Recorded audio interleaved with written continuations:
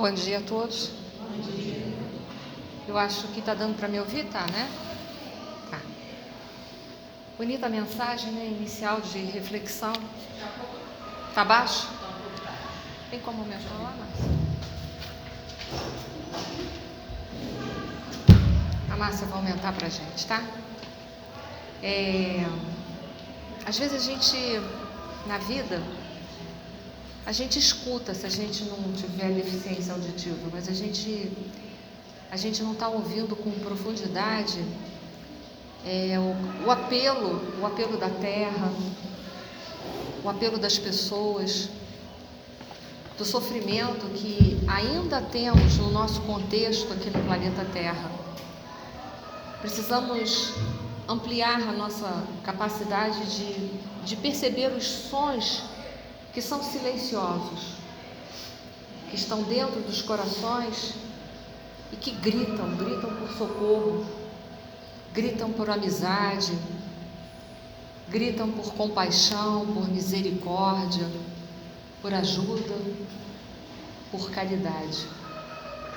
Então precisamos ampliar essa nossa capacidade de ouvir mais esses sons e decantar mais aquilo que escutamos, que está mais alto, que é ainda a violência humana, que está muito alto hoje na sociedade, pelo menos para os nossos ouvidos que têm uma percepção sensível do outro.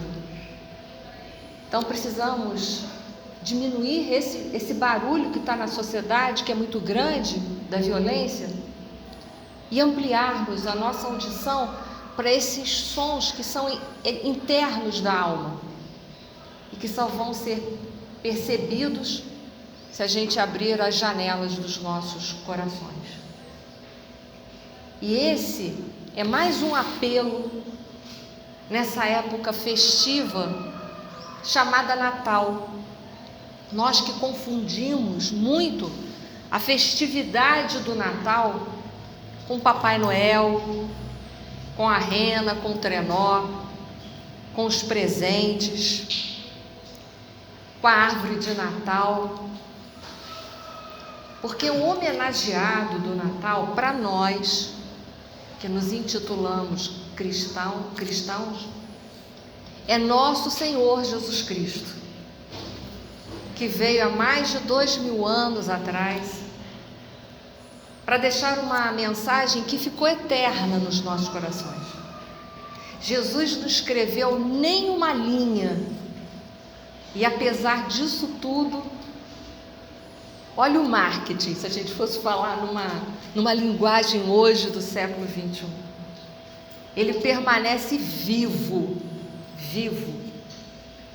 E quem alimenta essa vida, essas palavras de vida eterna, são os corações que verdadeiramente seguem a nosso Senhor Jesus Cristo.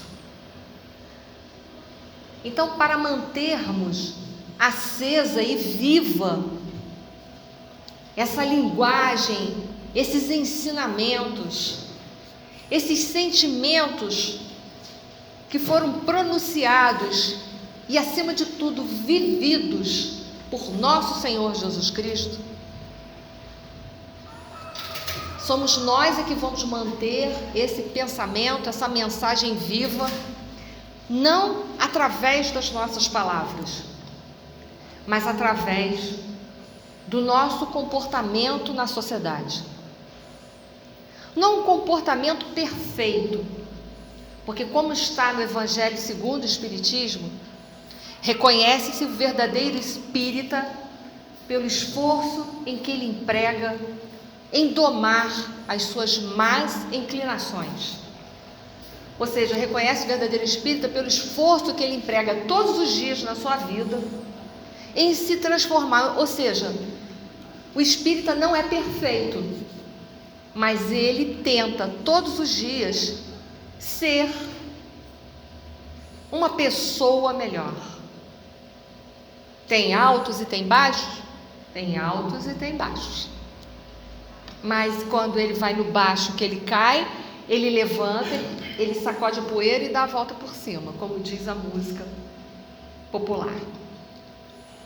Então é isso que a gente precisa fazer, é lembrar dos ensinamentos de nosso Senhor Jesus Cristo no nosso dia a dia. Tentar colocar ele em prática nos momentos que são mais difíceis para a gente.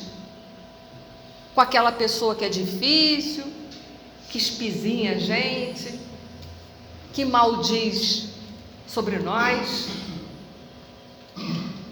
que nos futuca, que nos faz sofrer, e entender que bom que aquela pessoa está ali. Sem ela, talvez eu não estivesse enxergando um outro lado da vida. Sem ela, talvez eu não estivesse me olhando e vendo que em mim precisa verdadeiramente ser transformado. Porque tem muita coisa dentro da gente que precisa ser transformada. E tem muita coisa dentro da gente que precisa ser ampliada e aprofundada. Por quê? Porque já é bom. A gente tem muita coisa boa dentro da gente. E é essa percepção dessa mensagem que foi deixada aqui pelo Emmanuel que a gente precisa decantar. Qual é o melhor do outro? Encontrar principalmente o melhor do outro naquela pessoa que futuca a gente, que espizinha a gente 24 horas. Que ali é que é o desafio. Isso é o processo do perdão. É você encontrar numa pessoa que te fere, que não é por um acaso, porque o acaso não existe, mas encontrar naquela pessoa que te fere as virtudes que nela já habitam. Ali é o desafio, porque exige de nós um desapego profundo de nós mesmos, um desapego do nosso orgulho, do nosso egoísmo, muito grande fazer isso. Dar o braço a torcer que aquela pessoa que me maltrata tem virtudes, uau! Tem que se desapegar muito de si própria. Ter coragem para olhar para uma pessoa que você não simpatiza e encontrar nela virtudes de dignidade é exigir de nós mesmos. É um sacrifício que Jesus espera de nós mesmos, que é o sacrificar o orgulho e o egoísmo que a gente está vivenciando.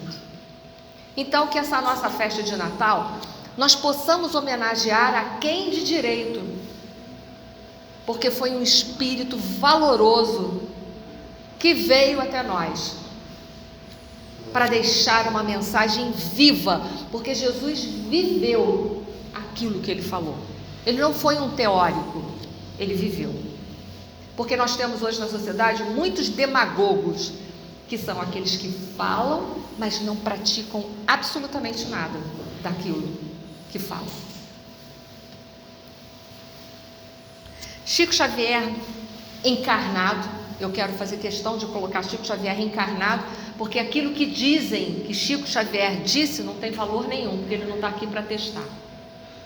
É bom a gente abrir os ouvidos para isso, porque é muito fácil, depois que a Enir morreu, as pessoas ficarem falando: Enir disse. Será que ela disse? Não tem testemunhas, não sei se disse. Então é muito fácil falar que Chico Xavier disse, não tem testemunhas, se você é a única pessoa que disse que ele disse. Mas Chico Xavier reencarnado, num livro, O Evangelho de Chico Xavier, Chico Xavier falou assim: Jesus Cristo não nos abandona. De tempos em tempos envia os seus mensageiros à terra, mas Ele mesmo continua conosco. Olha que bonito. Então Jesus não abandona a gente nunca. Está sempre enviando mensageiros, para quê? Para trazer consolo e reforçar os bons princípios que temos. E Ele mesmo assim, Ele está sempre perto da gente. E agora no Natal mais especialmente. E a gente às vezes, ao invés de homenageá-lo, vai homenagear o Papai Noel, com todo respeito ao Papai Noel. Ele nos conhece pelo nome, sabe quem somos e quais são os nossos propósitos. E são pelos nossos propósitos, pelas nossas intenções, que nós vamos ser julgados. Eu não sei se vocês sabem disso. Não é pelo que a gente faz, mas pela intenção de ter feito. E continua Chico. Não consigo imaginar, por exemplo, Jesus habitando uma região espiritual isolada do sofrimento humano, ou seja, distanciada do trabalho e do amor ao próximo. Aonde é que nós vamos nos espiritualizar? É no contato com as outras pessoas que precisam. É ali que a gente vai se espiritualizar. Contato esse difícil, porque quando não é alguém que nos desagrada, é alguém às vezes que vem com um sofrimento que a gente não sabe nem o que fazer com aquilo. E ele continua, ele não ia querer deixar-nos assim, entregues à nossa própria indigência. O Senhor não está fora do mundo. Olha que bacana, como nós não podemos estar fora do mundo. Cada criatura, continua Chico, cada criatura poderá senti-lo próximo de si mesmo. E como é que a gente sente Jesus próximo de si mesmo? Quando a gente se predispõe a ser melhor, né, gente? Agora mesmo, diz Chico, agora mesmo o seu espírito nos observa na expectativa de que a nossa fé não passe de meras palavras. Porque a fé sem obra, ela é morta, como diz Tiago. E há muitas formas de fazermos caridade. Se a gente não pode dar algo material, porque a nossa condição financeira não está dando, porque é a realidade de muitos, principalmente pós-pandemia, mal está dando para pegar um ônibus para ir para algum lugar, mas a gente pode emprestar um ouvido, a gente pode consolar um vizinho, a gente pode conversar com alguém pelo WhatsApp, mandar uma mensagem de bom dia que vai botar o astral da pessoa lá em cima. Há muitas formas de fazer caridade. Se a gente não tem condições de dar nada, que às vezes a gente não tem mesmo, não é brincadeira, não é porque a gente está querendo ostentar com alguma coisa, mas é porque não temos. Mas a gente pode oferecer uma palavra amiga. Há mais de 3.000 anos atrás, os profetas do povo judeu, um povo no qual nos diz Emmanuel, caminho da luz, foi o povo que mais nosso Senhor Jesus Cristo enviou seus missionários. Naquele povo, Jesus enviou muitos profetas para que, em seu nome, pudesse falar de Deus, das suas leis e implantar na terra inteira a ideia de um Deus único. Missão essa que, infelizmente, pelo alto teor de orgulho daquele povo, o povo falhou, mostrando para nós uma grande lição de vida. O quanto às vezes o nosso orgulho nos são verdadeiros entraves evolutivos. Jesus enviou vários profetas, Isaías, Melquias, outros tantos. Em Isaías capítulo 7,14, vai profetizar sobre a vinda de nosso Senhor Jesus Cristo, isso há mais de 3.000 anos, muito antes de Jesus vir. E diz assim Isaías: portanto o Senhor mesmo vos dará um sinal. Eis que uma virgem conceberá e dará à luz um filho, e será o seu nome Emmanuel, que significa Deus conosco. E ainda Isaías: porque um menino nos nasceu, um filho se nos deu, e o governo estará sobre os seus ombros, e o seu nome será Maravilhoso Conselheiro, Deus Forte, Pai Eterno, Príncipe da Paz. Há mais de 3.000 anos atrás, ou seja, mais de 1.000 anos antes de Jesus vir a nós, foi profetizado sobre a sua vinda, principalmente nesse povo, onde Jesus escolheu para nascer, para vir, trazer uma mensagem especial para toda a humanidade. Mas os nossos ouvidos, ainda muito tampados pelo orgulho e egoísmo, se fechou, porque ainda esperamos um líder, ou ainda temos a imagem de um líder como um homem bélico, um homem desrespeitoso e descaridoso, um homem que faz guerras, um homem que separa, um homem que é indiferente ao sofrimento dos outros. Porque Jesus não era nada disso. Jesus era um homem pacífico. Jesus era um homem amoroso, misericordioso. Era um homem que escutava o som da alma que gritava a dor e o sofrimento que sentia, mostrando para nós que esse deve ser o líder que nós devemos buscar. Por isso que na questão 625 do Livro dos Espíritos, quando Kardec perguntou se a espiritualidade poderia nos ofertar alguém de modelo para nós seguirmos, modelo e guia, eles responderam que este homem era nosso Senhor Jesus Cristo. E ainda hoje, procuramos na humanidade líderes inescrupulosos, insensíveis, bélicos, para dirigir as nossas vidas. Onde está a nossa consciência no século XXI? As narrativas de Jesus nos evangelhos de Mateus e principalmente Lucas, elas estão cheias de ricos simbolismos. E eu, essa manhã, pesquei alguns simbolismos para nós fazermos e tecermos as nossas reflexões pessoais. O profeta Miqueias, no capítulo 5:2, disse assim: mas tu, Belém de Efrata, posto que pequena para entre os milhares de Judá, da Judéia, ela era pequena cidade, de ti que me sairá aquele que há de reinar em Israel, e cujas saídas são desde os tempos antigos, desde os dias da eternidade. Foi profetizado até mesmo onde nosso Senhor Jesus Cristo viria à terra. Uma cidade pequena, apagada, sem vulto. Jesus, talvez o povo estivesse esperando que ele nascesse na Jerusalém, cidade do templo dos judeus, cheio de glórias, cheio de destaques, que é isso que a gente procura num líder. Mas a gente deveria estar procurando a simplicidade, a humildade, um líder pacífico, misericordioso e amoroso. Mas nós ainda procuramos líderes que fazem guerras, que são distantes dos ensinamentos de nosso Senhor Jesus Cristo. Isso é uma lição para nós. Queremos a paz no mundo, queremos a felicidade, mas como paz, felicidade e amor vai ser implantado com indiferença, com guerra, com violência? Violência vai gerar violência. Guerra vai gerar guerra. Indiferença gera indiferença. Como? Então Jesus, conforme as profecias, nasceria em Belém. Belém significa casa do pão. Que pão? Pão espiritual. Temos pão material, ou pelo menos a grande maioria de nós tem. Desculpa, pão material. A grande maioria de nós tem.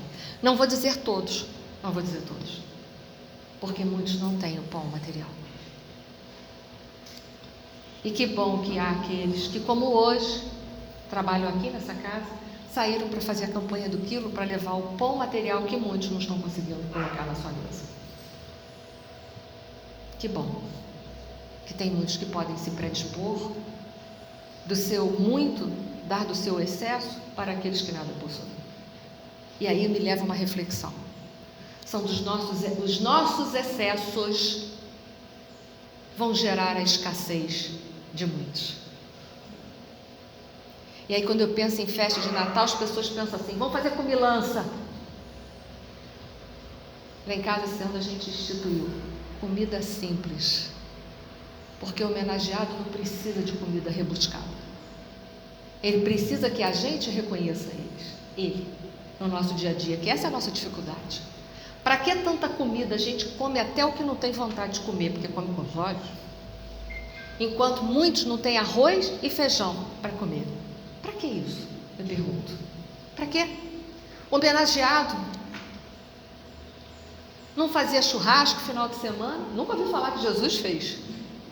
Não comia em excesso, muito pelo contrário, a gente vê nos evangelhos que ele comia pouco.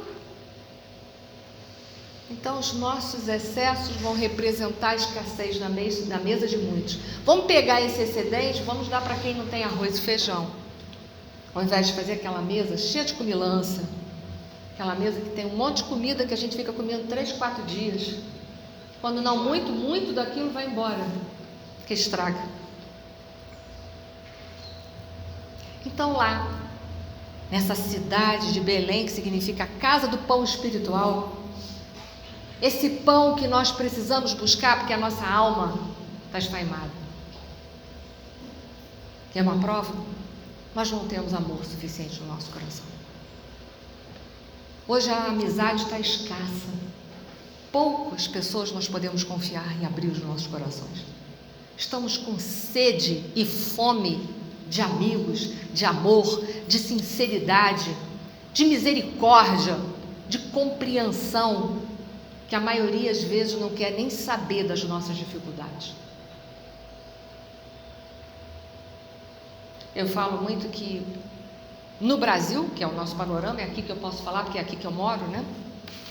O idoso está esquecido, está para escanteio. Numa fase da vida da gente que a gente mais precisa, a gente está de escanteio. Ninguém tem paciência com o idoso. E se nós não ficarmos, se nós morrermos novos, não iremos ficar velhos, mas se a gente não morrer enquanto novo, o nosso destino é também ficar idoso. E precisaremos tanto dos outros quanto os idosos precisam da gente. Temos fome dessa compreensão. Então, temos ou não temos necessidade de pão espiritual? Então, lá em Belém nasceu o nosso Senhor Jesus Cristo. Lucas, em capítulo 2, versículo 1, diz assim: naqueles dias, César Augusto publicou um decreto ordenando o recenseamento de todo o Império Romano. Diz o Evangelho anunciando. E aí José, como pai de família, foi cumprir os seus deveres públicos, porque precisamos cumprir os nossos deveres sociais, não precisamos? Estamos aqui, estamos inseridos dentro de uma sociedade. Somos regidos pelas leis dos homens, mas acima de tudo pelas leis de Deus. Não podemos deixar de lado essa regência material. E José foi cumprir. Mas como eu disse para vocês, o Evangelho de nosso Senhor Jesus Cristo, ele é rico em simbolismo. Precisamos extrair da letra o espírito, porque é o que nos interessa. Por que se foi contado desse recenseamento? Se a gente for pensar, a mensagem menos importante. Para que se fala do recenseamento? Se a gente for pensar, recenseamento, na época de nosso Senhor Jesus Cristo, segundo eles tinham que se deslocar da onde estava para a cidade de origem para se inscrever, para fazer o recenseamento. E aí, pela lógica, a gente fica pensando, hoje é fácil, é só pegar o carro, o ônibus, o avião. Mas naquele tempo não tinha nada disso, a gente tinha que ir como? A pé. E pela lógica, não sei se vocês pensaram, mas veja bem, o Império Romano, o que ele queria do povo judeu? O que a maioria dos governos querem do povo: produção, dinheiro. Então é ilógico que os romanos iam exigir desse povo que eles se deslocassem para a sua cidade de origem para fazer o recenseamento. Isso é ilógico, porque lá iam levar dias caminhando para chegar cada um na sua cidade para dizer: estou vivo, contabiliza aí. Por quê? Porque os dias que eu estou caminhando eu não estou produzindo. O dia que eu estou caminhando eu não estou produzindo. Eles deixariam de trabalhar. Então é um simbolismo que encerra essa pequena passagem, esse pequeno versículo que está em Lucas. Da onde que ia José e Maria? Para onde que eles iam? Eles iam para Belém. Eles iam para Belém, a casa do pão espiritual, mostrando que cumprir os deveres é também, acima de tudo, viver as leis de Deus, únicas que poderiam, de verdade, mudar o nosso contexto de vida e saciar a fome e sede que nós trazemos dentro dos nossos corações. Que, como eu disse, nós estamos aqui num domingo de manhã, a grande maioria de nós que estamos aqui sentados, ou eu que estou em pé, não importa, nós temos o pão na nossa casa, ainda que seja para o necessário, mas a gente tem. Mas muitos não têm. Mas tem uma fome que é comum a todos, a pobres, miseráveis e aos ricos, que é o pão espiritual.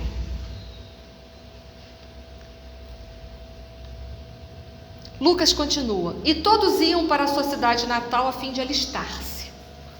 Assim José também foi à cidade de Nazaré, da Galiléia, para a Judéia, para Belém, cidade de Davi, porque pertencia à casa e à linhagem de Davi. Então José fazia um retorno às suas raízes, uma viagem que ele estava fazendo, voltando às suas raízes, mostrando que nós precisamos voltar à nossa raiz. Precisamos fazer uma viagem de retorno. Quais são as minhas raízes? Quais são as minhas ascendências? Eu sou um ser espiritual vivendo uma mensagem aqui dentro do contexto material. Eu estou de passagem nessa vida material. É a linguagem, é a viagem, tem esse simbolismo. Volta para as suas raízes. Quais são as suas raízes? Quais são as nossas origens reais?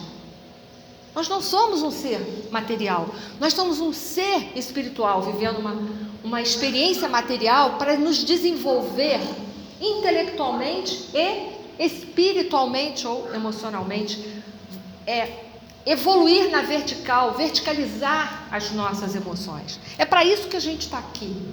Então essa viagem era para mostrar isso para a gente. Precisamos voltar para as nossas raízes. Precisamos voltar às raízes. E essa viagem era empreendida por Maria e José, que são pais de nosso Senhor Jesus Cristo, simbolizando o intelecto e a intuição, porque a mulher é aquela sensibilidade. O homem é mais razão, é mais luta, é mais busca exterior. A mulher é mais sensibilidade, emoção, sutileza. É isso que precisamos integrar dentro de nós, porque foi isso que a gente veio fazer aqui. Essa harmonia, buscar essa harmonia. O que adianta eu intelectualmente compreender que eu reencarno, que eu sou reencarnacionista, se eu não boto isso nas minhas emoções, se eu não alio isso às emoções e penso, sim, sou reencarnacionista, então eu preciso viver como um reencarnacionista. O que é viver como um reencarnacionista? É dar mais valor ao que é espiritual do que ao que é material, porque o material é transitório. Eu não vou viver para sempre, eu não sou Highlander.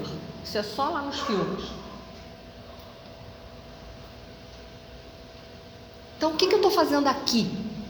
O que eu estou fazendo aqui? Eu sou reencarnacionista. Eu estou agindo como reencarnacionista? Não. Estou vivendo no imediatismo do mundo e esquecendo que as minhas raízes, eu sou um ser espiritual. Vou voltar para a pátria em breve, porque não vou viver para sempre. Esse mundo aqui tudo é transitório. A juventude é transitória, logo vem a velhice e a morte. A beleza é transitória, depois da beleza, o declínio e o envelhecimento. Aqui tudo é transitório. O que não é transitório? O amor que eu tenho, a misericórdia que eu desenvolvi, a compreensão que eu desenvolvi, a capacidade de sentir o outro, isso não é transitório. Ninguém nem pode roubar de mim. Vocês não podem roubar o amor que eu tenho no meu coração. Vocês podem roubar tudo, tirar minha roupa, tirar meus bens materiais, me destruir socialmente, mas nunca vão poder roubar o amor que eu tenho dentro do meu coração. Nunca. Então essa viagem era um simbolismo para nós pensarmos, irmos como José e Maria, voltar às raízes. É um convite de nosso Senhor Jesus Cristo para voltarmos às nossas raízes, irmos beber, comer desse pão espiritual que vai alimentar as nossas almas e nos fortalecer nos momentos de provas e expiações. O mundo está agonizando de sofrimento. Eu não sei se vocês veem isso. Período esse que nosso Senhor Jesus Cristo havia profetizado no sermão profético. Por que estamos vivendo esse período de sofrimento? É castigo? Não. É fruto das nossas plantações. E feliz daquele que está podendo espiar. Por quê? Por que a pergunta? Porque ele é masoquista? Não. Porque o mundo não vai ser mais de expiação, só de provas. O mundo de regeneração não comporta, está lá no Evangelho segundo o Espiritismo, capítulo 3.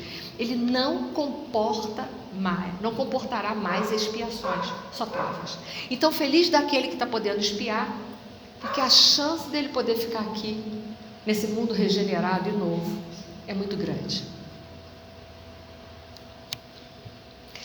Continua Lucas, capítulo 2, versículos 6 a 7. Enquanto estavam lá, chegou o tempo de nascer o bebê, e ela deu à luz o seu primogênito, envolvendo-o em panos e colocou numa manjedoura, porque não havia lugar para eles na hospedaria. Olha que interessante. Por que essa narrativa toda? Por que essa narrativa toda? Não havia lugar para eles na hospedaria. Por quê? Para nós podermos fazer uma introspecção, voltarmos às nossas raízes e darmos rumo a uma vida mais espiritual, é preciso quietude, precisamos sair daquele burburinho da sociedade, aquela barulheira que grita por tudo que a gente não precisa, e aquilo que a gente precisa fica abafado. Então, novamente, Maria e José mostra para a gente, é Jesus mostrando, né, que nós precisamos ir para um lugar mais simples, ter uma vida mais simples, escutar a nossa alma, para ver o que nós precisamos mudar dentro de nós.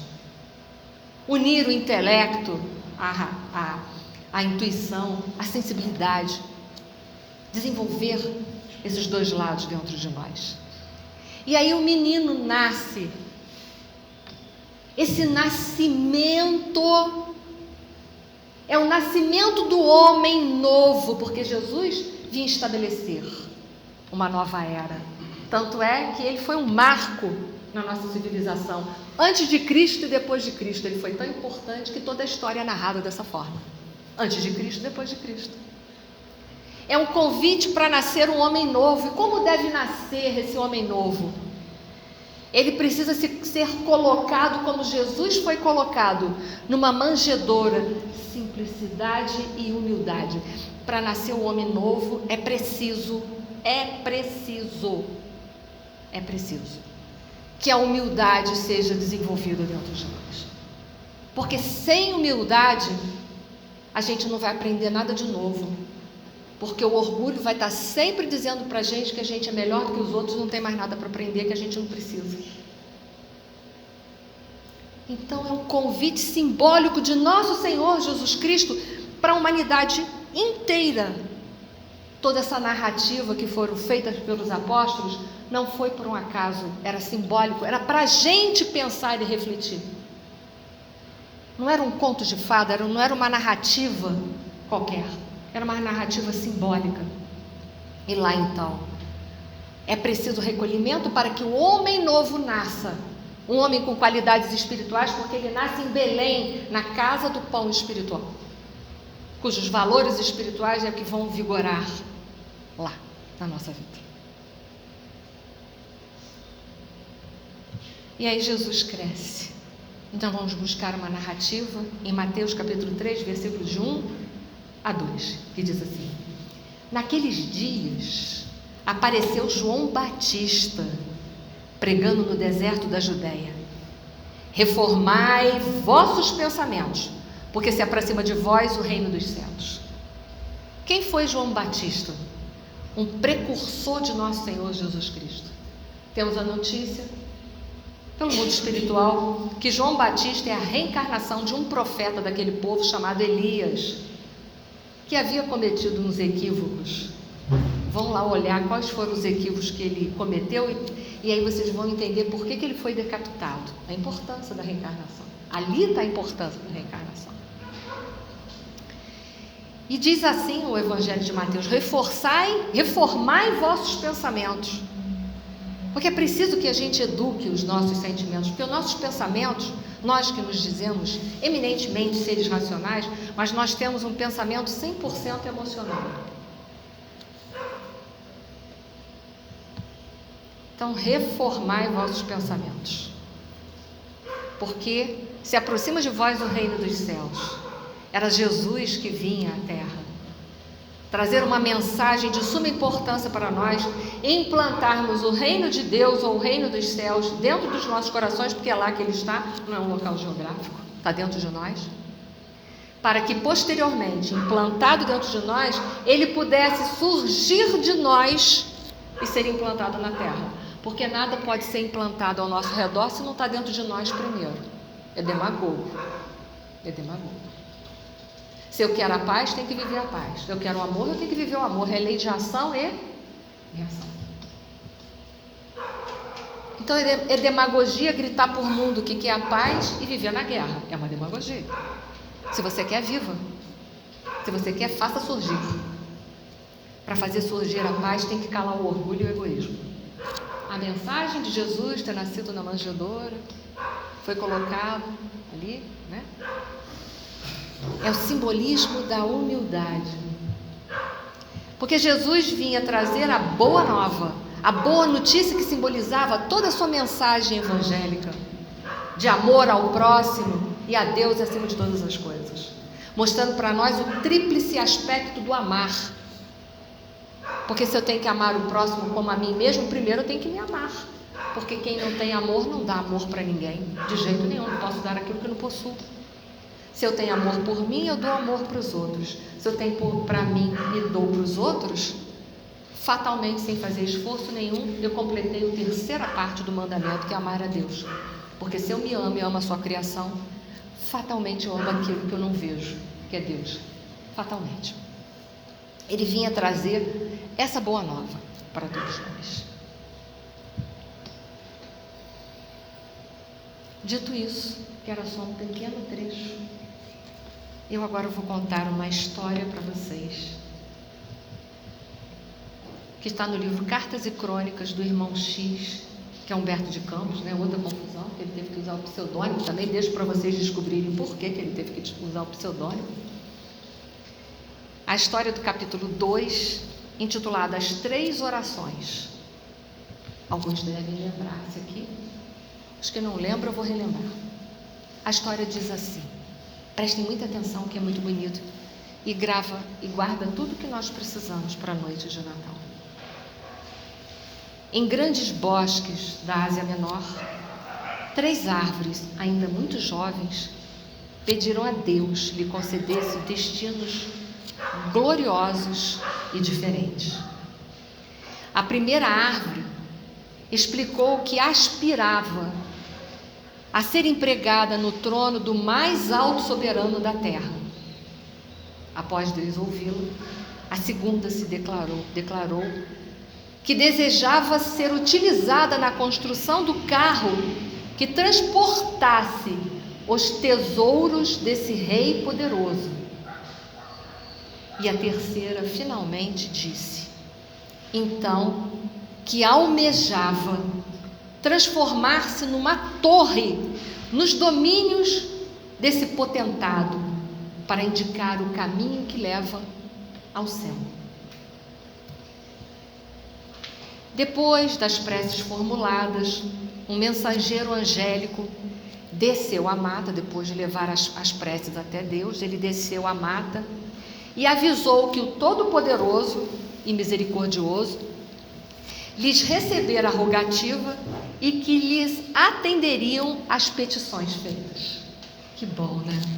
Saber que as nossas preces vão ser atendidas, porém nem sempre como exatamente a gente quer. Vamos lá ver? Decorrido muitos anos, muito tempo, lenhadores invadiram aquele horto selvagem e as árvores, com grande pesar de todas as plantas circunvizinhas, foram reduzidas a troncos, despidas por mãos cruéis.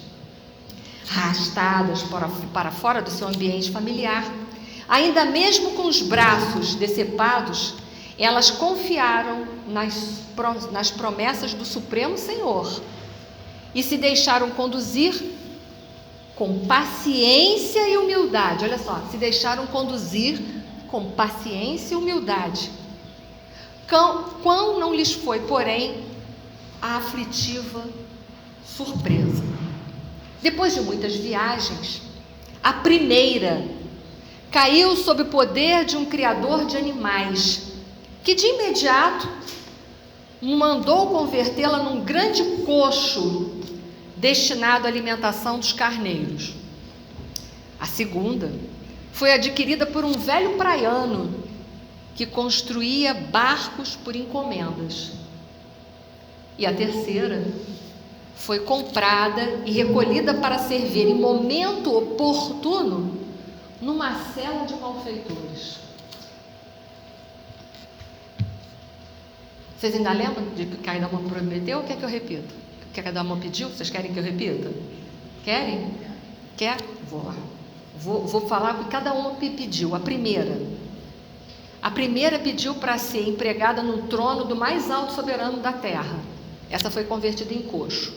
A terceira desejava ser construída, na construção do carro que transportasse os tesouros desse soberano. E a terceira, ela pediu, a terceira pediu que servisse de torre para se transformar, nos domínios desse potentário, para edificar o caminho que levasse ao céu. Foi? Então vamos ver lá? E aí a primeira foi destinada, logo depois que ela foi retirada de lá, a um grande coxo destinado para alimentação de carneiro. A segunda foi adquirida e construída um barco. E a terceira ficou guardada lá para servir para os malfeitores que estavam presos em algum lugar. Em algum momento ela seria utilizada. As árvores amigas, conquanto separadas e sofredoras, não deixaram de acreditar na mensagem do Eterno e obedeceram sem queixas às ordens inesperadas que as leis da vida lhes impunham. No bosque, contudo, as outras plantas tinham perdido a fé no valor da oração, quando, transcorrido muitos anos, vieram a saber que as 3 aves haviam obtido as concessões gloriosas solicitadas. Vamos ver? A primeira foi forrada de panos singelos e recebera Jesus das mãos de Maria de Nazaré, servindo de berços ao dirigente mais alto do mundo. A segunda, trabalhando com pescadores na forma de uma barca valente e pobre, foram veículos de que Jesus se utilizou para transmitir sobre as águas muitos dos seus belos ensinamentos. Agora abre aspas, sou eu que estou falando. Jesus utilizou as barcas, segundo a narrativa de Mateus, para falar as 7 parábolas do reino dos céus. Está lá em Mateus capítulo 13, vão lá dar uma olhada. E também falou foi que transportou Jesus e aonde Jesus aplacou a tempestade. As nossas provas e expiações, Jesus está sempre com a gente. Que bom saber disso, né? A terceira árvore, agora fecha aspas, não sou mais eu.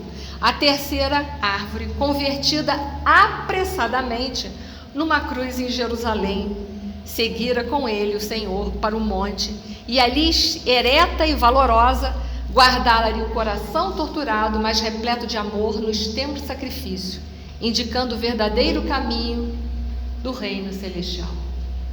Porque a cruz simboliza a horizontalidade da nossa vida, mas a verticalidade da nossa realidade espiritual, que é para cima. As nossas preces sempre serão ouvidas, não da forma que nós ordenamos a Deus. Para finalizar, que ainda me restam 5 minutos, né? 5, 6, 7 minutos, vamos utilizar de um escrito do livro Em Torno do Mestre, autor Vinícius é o pseudônimo, intitulado o capítulo Onde Nasceu Jesus? Onde nasceu Jesus? Peço a vocês de novo que me deem atenção e paciência comigo. Diz assim Vinícius escrevendo: perguntemos a Maria Madalena onde e quando nasceu Jesus, e ela nos responderá: Jesus nasceu em Betânia. Foi certa vez que a sua voz, tão cheia de pureza e santidade, despertou em mim a sensação de uma vida nova com a qual até então jamais sonhara.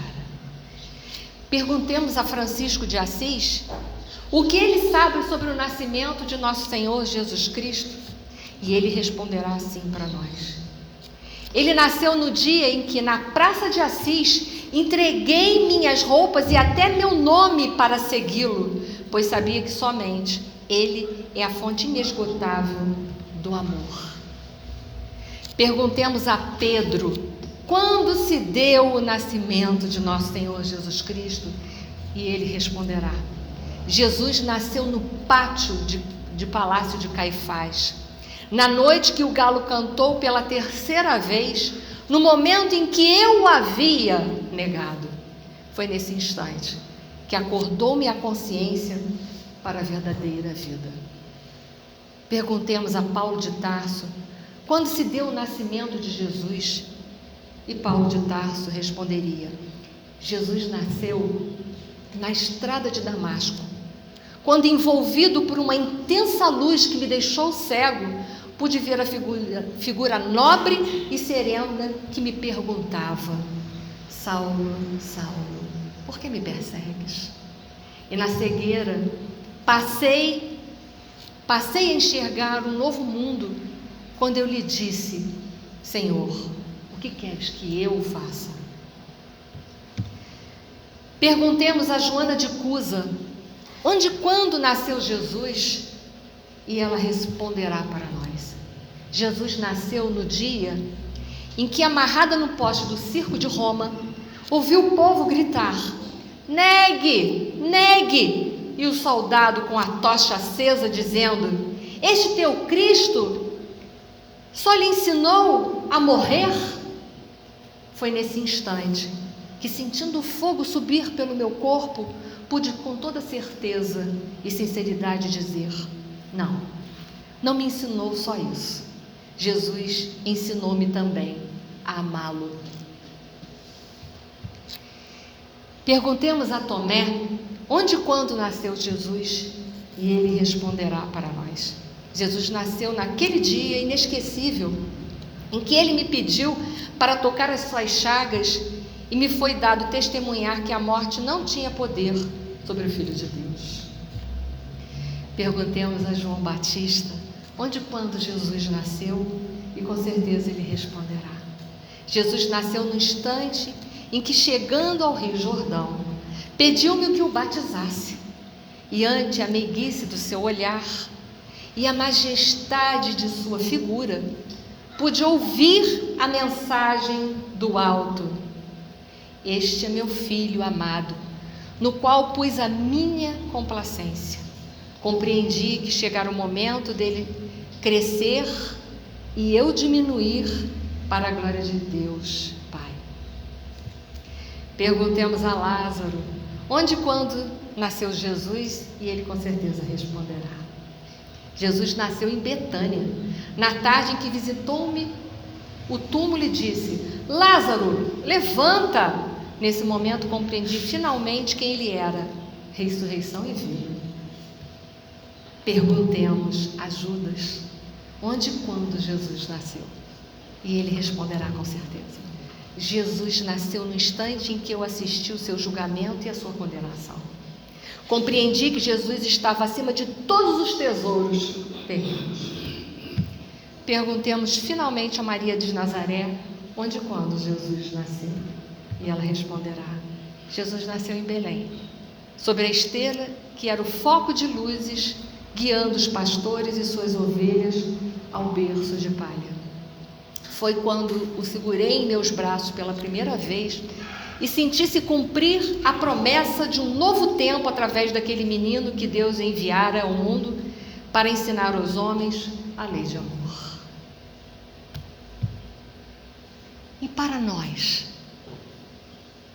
quando que Jesus nasceu? Então era isso, meus amigos. Um Natal com Jesus para todos vocês. Que a casa de vocês, o coração de vocês possa ser inundado pelos ensinamentos e pelas vibrações do doce amigo Jesus. Muito obrigada. Um bom dia.